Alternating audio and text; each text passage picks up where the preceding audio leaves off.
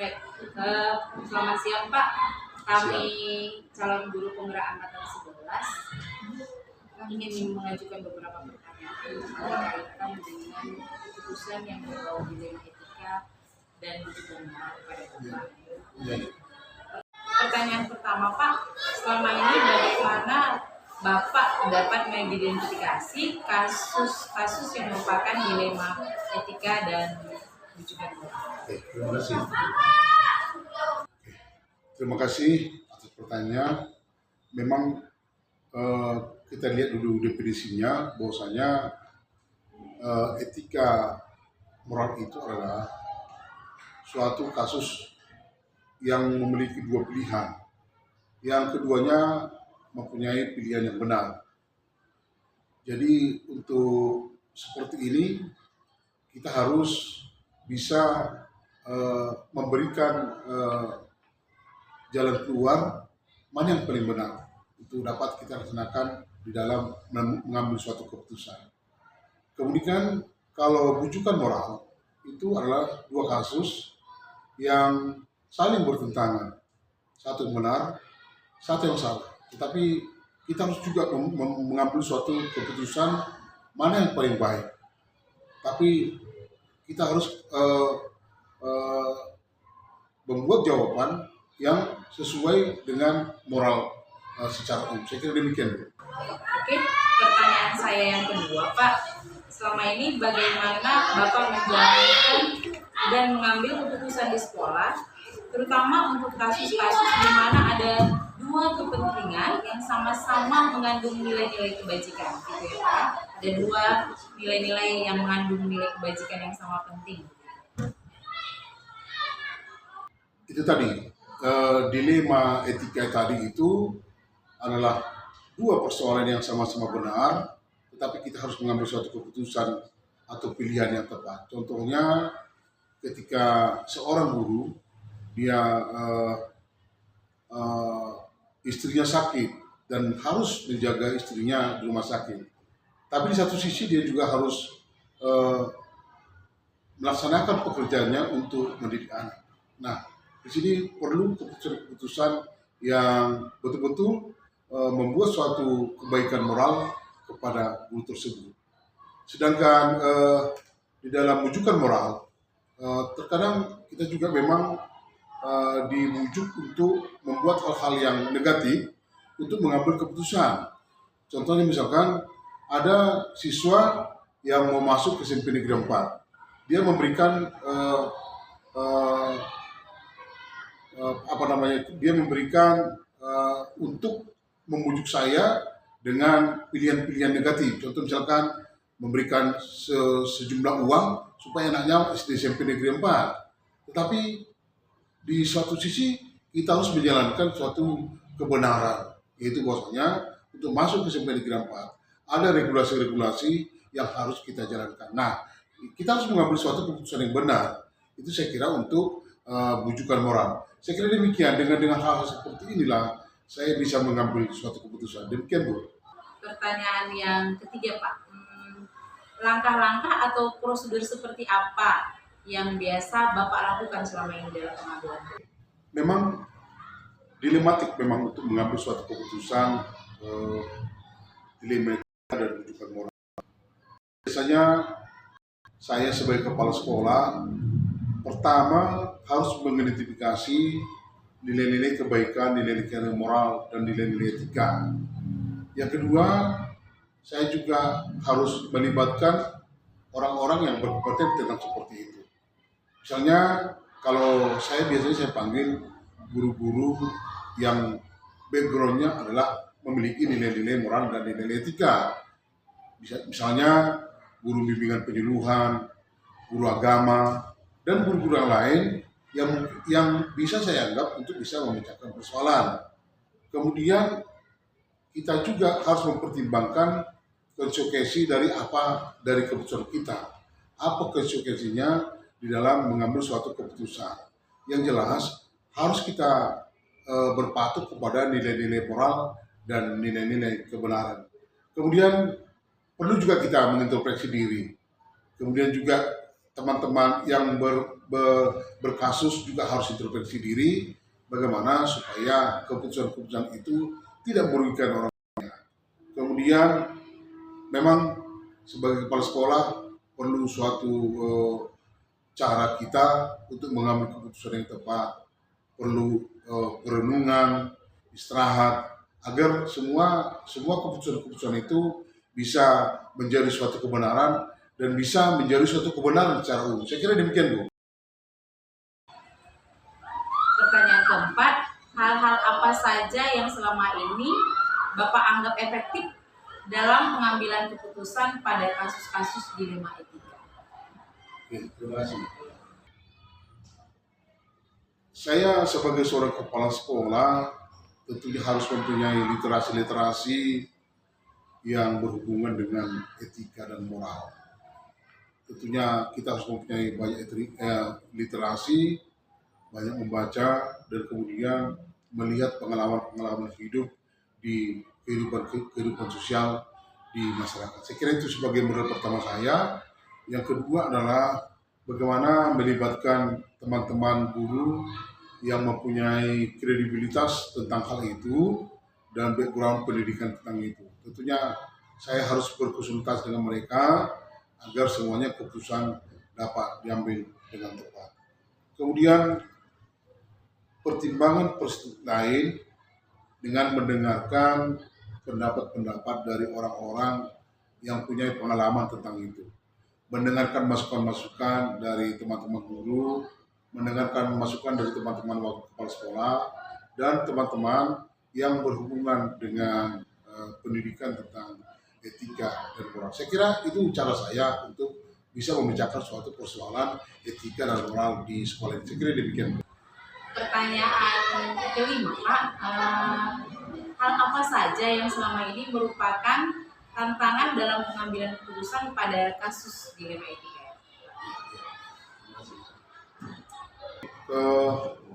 Menjawab pertanyaan yang sudah seperti ini, saya sebagai kepala sekolah harus melihat dulu persoalan-persoalan yang ada, yang terjadi.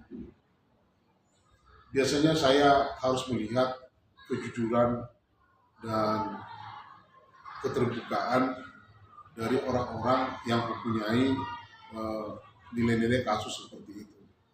Kejujuran dan keterbukaan itu adalah hal yang penting dalam memecahkan persoalan-persoalan etika dan moral. Kemudian pertimbangan lain adalah bagaimana keputusan itu merupakan keputusan yang mempunyai nilai-nilai etika dan moral yang dianut secara umum. Mungkin untuk ini perlu saya dengan membaca buku-buku yang berhubungan dengan etika dan moral. Saya kira hal-hal yang seperti ini harus kita buat keputusan yang jelas, harus mempunyai suatu keputusan yang bisa dibenarkan secara umum dan dia mempunyai nilai-nilai moral yang sesuai dengan ketuhanan yang Maha Kuasa. Saya kira demikian, Bu. Pertanyaan yang enam, itu, apakah Bapak memiliki sebuah tata cara atau jadwal tertentu dalam menyelesaikan masalah, atau Bapak memutuskannya langsung pada saat itu?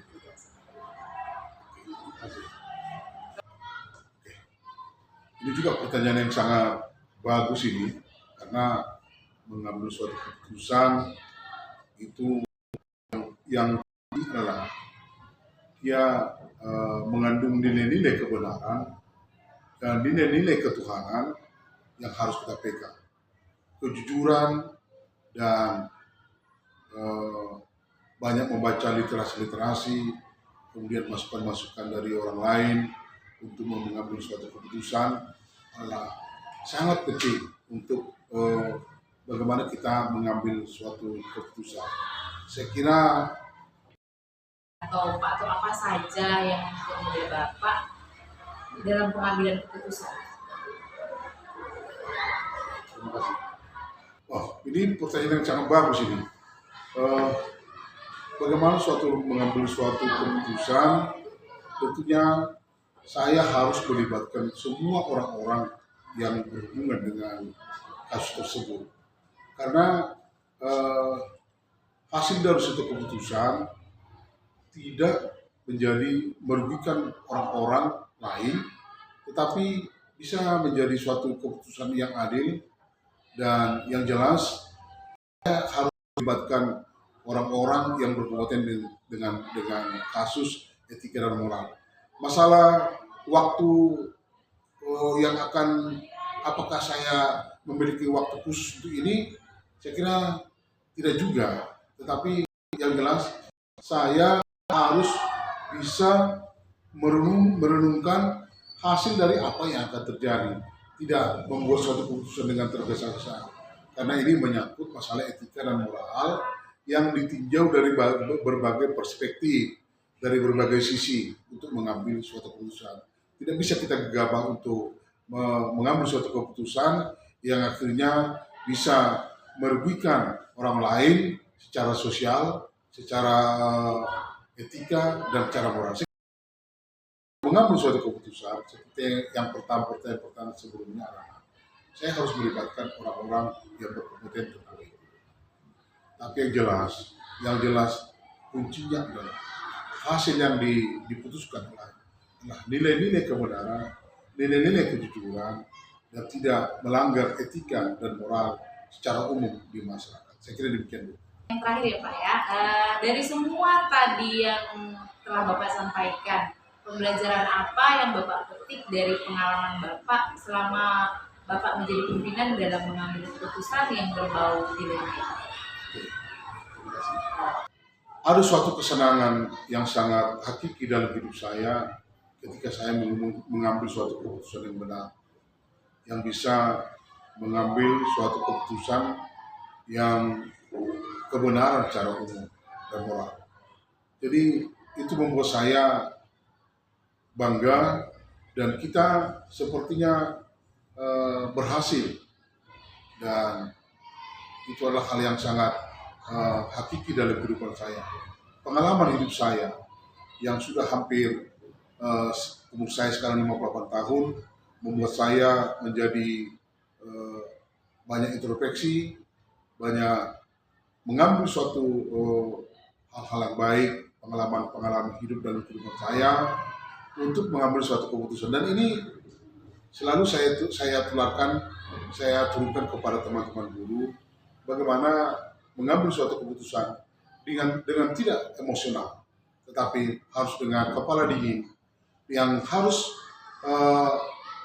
sesuai dengan nilai-nilai kebenaran, nilai-nilai ketika yang benar, dan nilai-nilai moral. Dan harus sebagai manusia beragama kita harus mengambil suatu keputusan dengan nilai-nilai ketuhanan yang Maha Kuasa. Saya kira demikian, Ibu. Semoga apa yang pertanyaan-pertanyaan ini menjadi suatu hal yang baik ke depan demi menjaga etika dan moral dari setiap persoalan di sekolah. Saya kira demikian, Bu. Terima kasih. Terima kasih Pak atas waktunya, terima kasih atas jawaban-jawaban yang Bapak berikan. Semoga ini memberikan pelajaran bagi kami calon guru penggerak. Terima kasih Pak. Juga semoga ke depan guru penggerak juga bisa mengaplikasikan apa yang terjadi secara moral dan etika di dalam sekolah kita. Terima kasih. Terima kasih.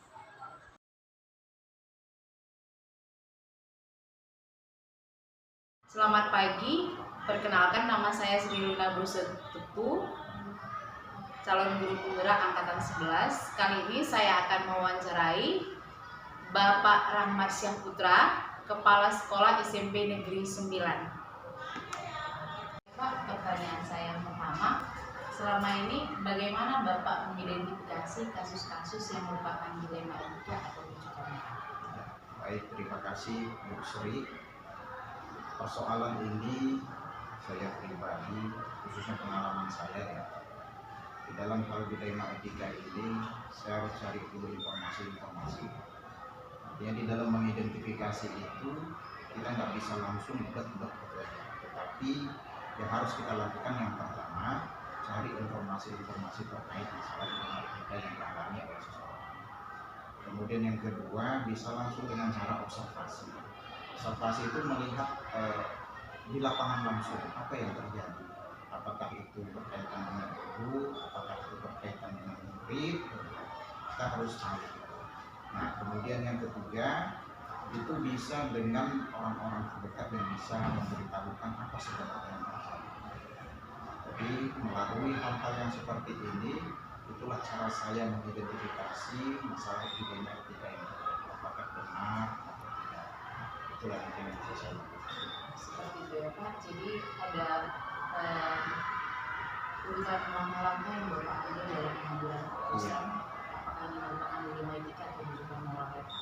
Nah, pertanyaan saya yang kedua Pak, selama ini bagaimana Bapak menjalani pengambilan keputusan di sekolah Bapak, terutama untuk kasus-kasus di mana nih Pak ada dua kepentingan yang sama-sama benar dan mengandung nilai-nilai kebijakan yang sama?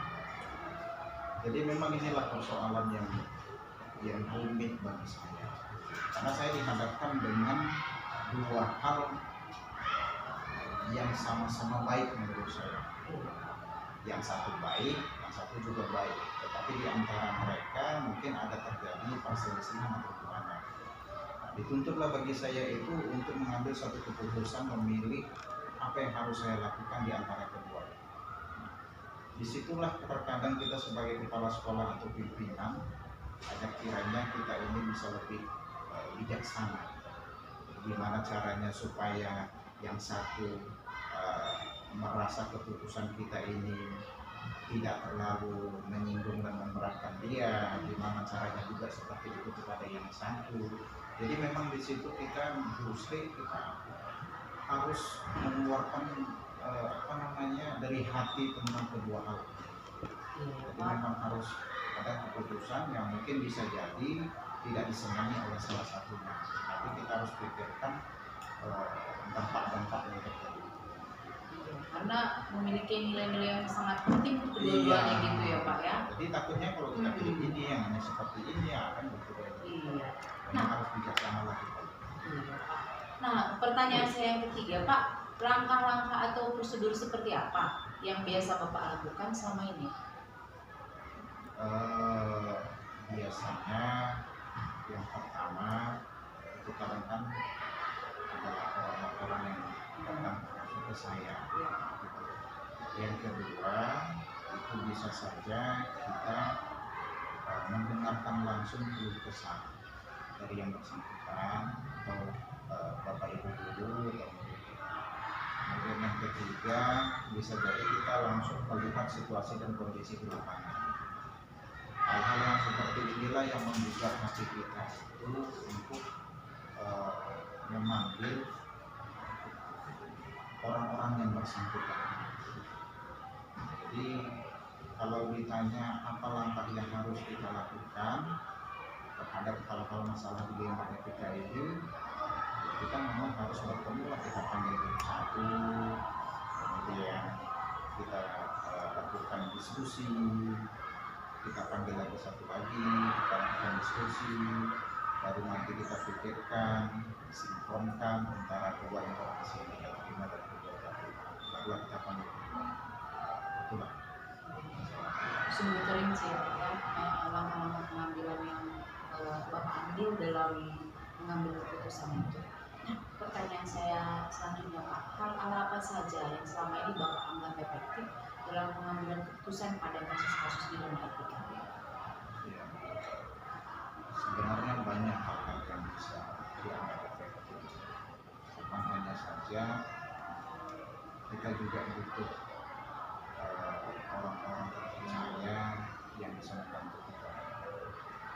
Jadi biasanya saya ambil tadi seperti yang saya katakan tadi, saya panggil dulu satu, saya tanya dulu informasi-informasi yang beredar itu benar atau tidak, kita dengarkan langsung dari yang bersangkutan. Kita panggil lagi yang satu lagi, kita dengarkan juga curahan hatinya, apa yang terjadi kan, apakah itu siswa atau juga guru, bisa jadi. Inilah yang kemudian memicu kita untuk mengambil satu kebijakan yang antara keduanya itu jangan maka saling bersama, apalagi sampai berpecah. Jadi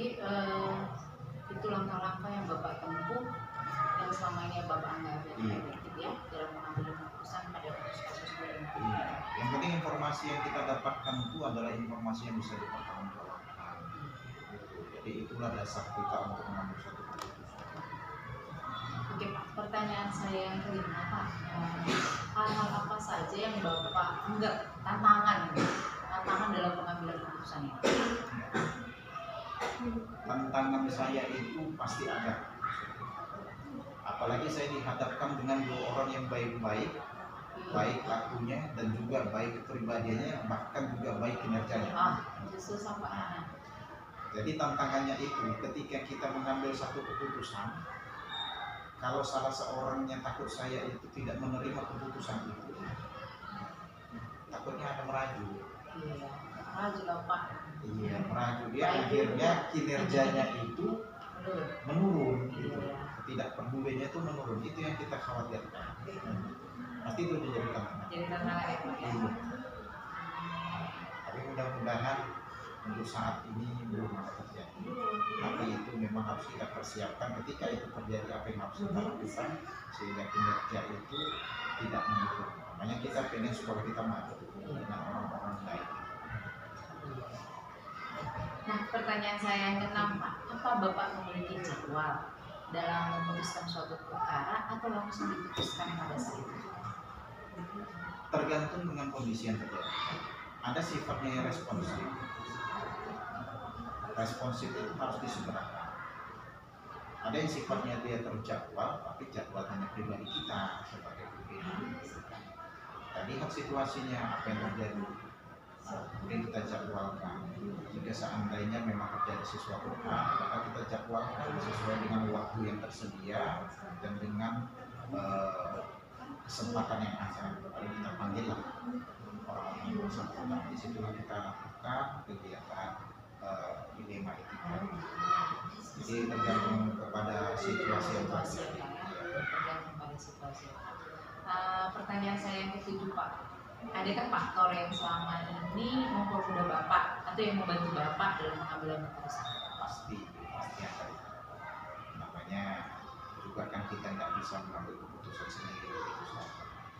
Ada orang-orang terdekat kita yang bisa kita percaya untuk memberikan informasi dalam hal yang terjadi. Disitulah terjadi pemicu kita mengambil satu keputusan. Jadi pada dasarnya orang-orang ini juga adalah orang-orang yang tidak memberatkan antara satu dengan yang lain. Dia adalah orang-orang yang netral, tidak pernah berpihak antara satu yang lain, seolah-olah dia membela ini padahal salah atau dia membela yang ini tidak. Dia adalah orang-orang yang memang memiliki hati yang lurus. Jadi orang-orang terdekat bisa itu Wakasek, bisa itu yang dulu disebutkan dari guru kalangan guru atau dari kalangan guru bisa. Ya, itulah faktor-faktor yang Bapak ambil untuk membantu Bapak dalam mengambil keputusan. Iya. Perlu juga ini Pak, ada di samping kita orang-orang yang benar-benar support kita, benar-benar orang yang bisa kita percaya. Hatinya juga bersih tentunya harusnya ya kan Pak. Pasti. Iya. Dan pertanyaan saya yang terakhir Pak, dari semua hal yang telah disampaikan, pembelajaran apa yang dapat Bapak petik dari pengalaman Bapak dalam pengambilan keputusan dilema etika? Segala suatu pengambilan keputusan itu tidak semuanya berjalan dengan lancar.